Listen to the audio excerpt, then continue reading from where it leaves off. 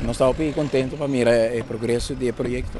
O projeto forma parte de visão que nós desenvolvemos para melhorar a qualidade de vida de nos bairros. E a base de visão aí nós vamos estar dirigendo as circunstâncias e também a infraestrutura de nos bairros. Nós trabalhamos grande na Joana Morto, na De Vuist, na Yara, na Posquito, na Madiki, na Village, na diferentes outras áreas na Aruba. Nós cambiamos a infraestrutura, mas aqui cerca na Serbiento também. Kita hopi de stof e kita também o aspecto não que toch no dona e bairro su lucidez que merece. E o qual nos apone também em conversação com a paróquia de Santa Cruz, com o pastor.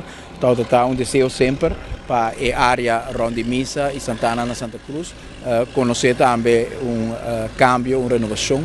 Também dá ênfase está arriba uma infraestrutura mais bonita, mais organizada e estruturada, mas também com mais mata para criar também ambiente positivo, tanto para a escola, no bairro, para a missa e para toda a atividade que está sucedendo rond a missa de Santa Cruz.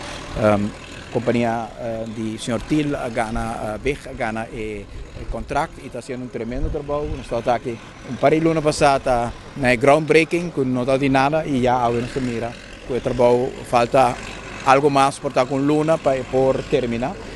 Cerca nós estamos deixando então os colégios também como parte de desenvolvimento de renovação do centro de cidade, renovação de bairro e renovação de nossa escola também.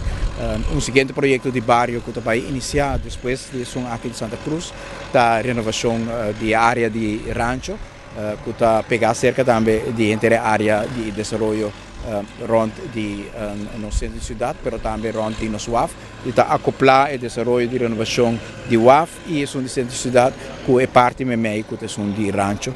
E nós estamos em desenvolvimento completo também de projeto de MFA de nos diferentes bairros. Na norte nós estamos lá, nós esperamos de abrir em setembro. Nós temos soft opening, nós estamos test todo o sistema para melhorar o serviço para os cidadãos. E paradeira está boa construção, a companhia de Bech está construindo, Sabaneta, Abai, Ambesteding, Santa Cruz segue e agora é São Nicolás também. Agora nós temos 5 edifícios de serviço cerca do pueblo para dar melhor serviço na nossa comunidade. Contente com o projeto, contente de por aqui, o pastor também para ganhar uma impressão de como o projeto está indo, junto com o membro da paróquia e nós estamos contentes com o progresso, mas nós estamos vinculado também.